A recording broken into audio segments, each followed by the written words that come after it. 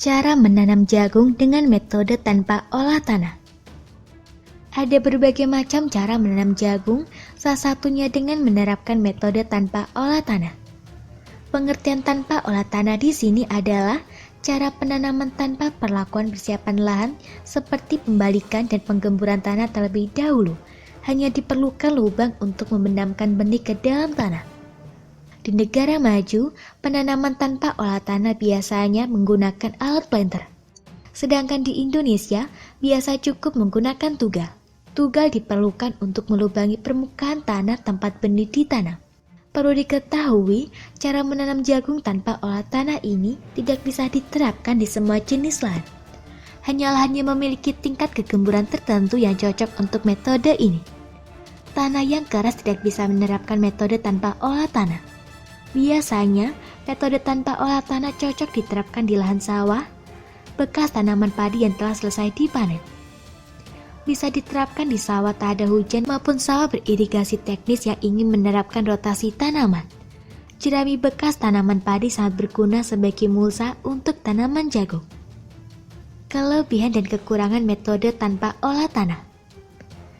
Cara menanam jagung dengan metode tanpa olah tanah memiliki kelebihan dan kekurangan. Berikut ini kelebihan penerapan metode tanpa olah tanah. Menyingkat waktu budidaya karena petani tidak perlu melakukan pengolahan tanah terlebih dahulu. Menghemat ongkos tenaga kerja. Menghindari kerusakan tanah karena tanah yang terlalu sering dibalik dan digemburkan akan mengalami pengerasan dalam jangka panjang. Selain itu, tanah yang dibajak atau digemburkan akan terbuka sehingga ada potensi hilangnya mineral tanah. Mengurangi erosi lapisan hara tanah bagian atas karena proses pengolahan. Sementara itu, kekurangan metode tanpa olah tanah antara lain ada kemungkinan tanah telah ditumbuhi gulma yang bisa mengganggu pertumbuhan tanaman. Karena tanah tidak dibuka, ada kemungkinan sisa-sisa hama yang masih berkembang biak di atas lahan dan bisa mengganggu pertumbuhan tanaman berikutnya. Persiapan lahan. Penyiapan mulsa jerami. Langkah pertama yang diperlukan adalah pembersihan lahan.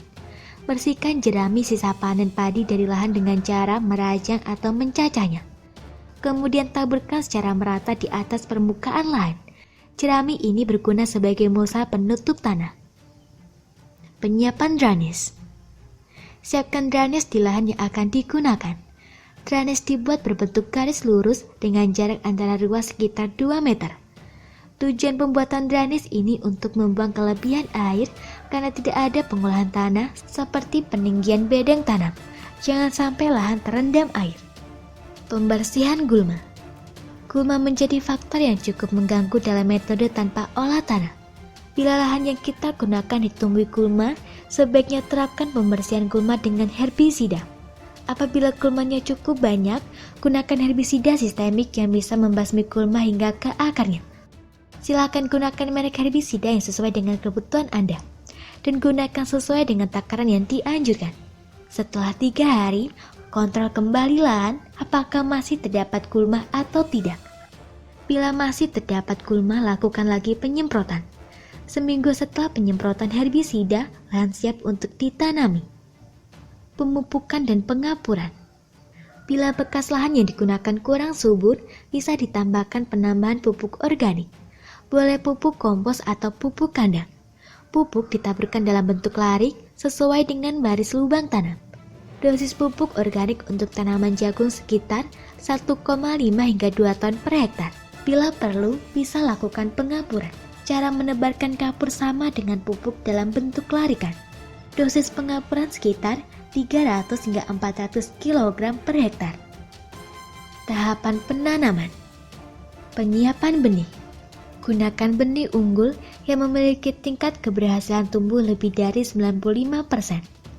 Penyiapan benih sebaiknya mengikuti anjuran produsen benih tersebut. Bagi benih jagung yang bukan dari pabrikan, benih bisa disiapkan terlebih dahulu dengan cara merendam terlebih dahulu dengan insektisida. Gunanya agar benih terlindung dari serangan penyakit. Bagi benih yang diproduksi pabrik biasanya sudah dicampur dengan insektisida. Penampakan benih biasanya berwarna merah sehingga tidak perlu perendaman dengan insektisida. Pengaturan jarak tanam.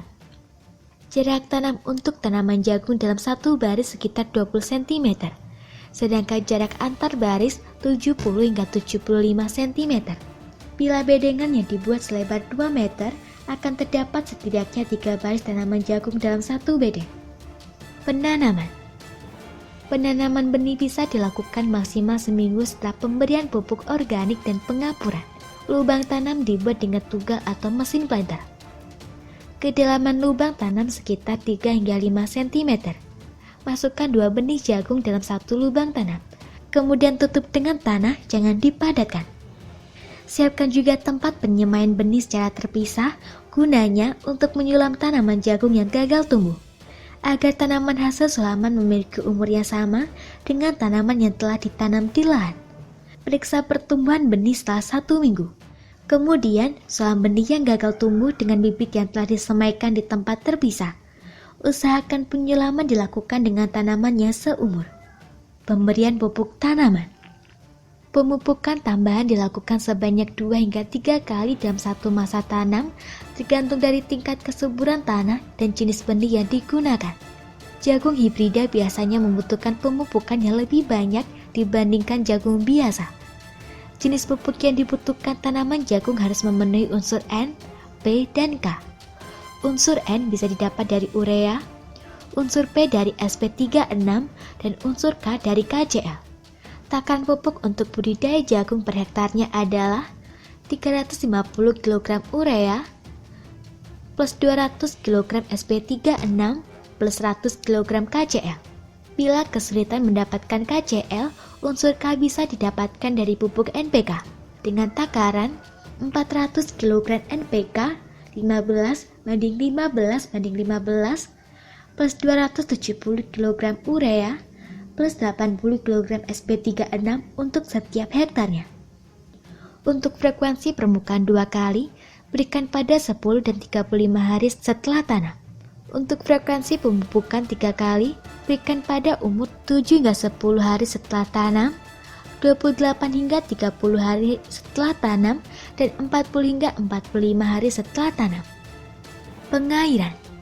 Pengairan yang paling mudah digunakan untuk penanaman jagung di lahan sawah adalah dengan sistem penggenangan. Bagian yang digenangi air hanya bagian parit drainase saja, bukan seluruh lahan. Caranya, alirkan air ke saluran drainase yang telah dibuat. Biarkan air meresap pada tanah bedengan. Setelah tanah tampak basah, keluarkan kembali air dari saluran drainase. Ada 5 fase pertumbuhan tanaman jagung yang memerlukan pengairan, yakni fase pertumbuhan awal, fase pertumbuhan vegetatif, fase pembuangan, fase pengisian biji, dan fase pematangan. Panen dan pasca panen. Tanaman jagung bisa dipanen sekitar 100 hari setelah tanam, tergantung dari jenis benih yang digunakan. Secara fisik, jagung yang siap panen terlihat dari daun kelobotnya yang mengering berwarna kekuningan. Panen yang dilakukan sebelum atau setelah masa fisiologinya akan berakibat pada komposisi kimia jagung yang menentukan kualitasnya.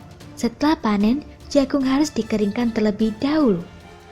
Cara pengeringannya paling umum adalah dengan menjemurnya di ladang bersama-sama dengan kelobotnya. Atau bisa juga dikupas kelobotnya, kemudian jagung dijemur di lantai atau di atas terpal. Kerusakan masih bisa terjadi saat proses pengeringan, terutama bila panen dilakukan di musim hujan. Jagung yang masih basah sangat rentan dengan serangan jamur atau cendawan. Jamur bisa merusak hasil panen hingga lebih dari 50%. Semoga informasi tersebut dapat bermanfaat.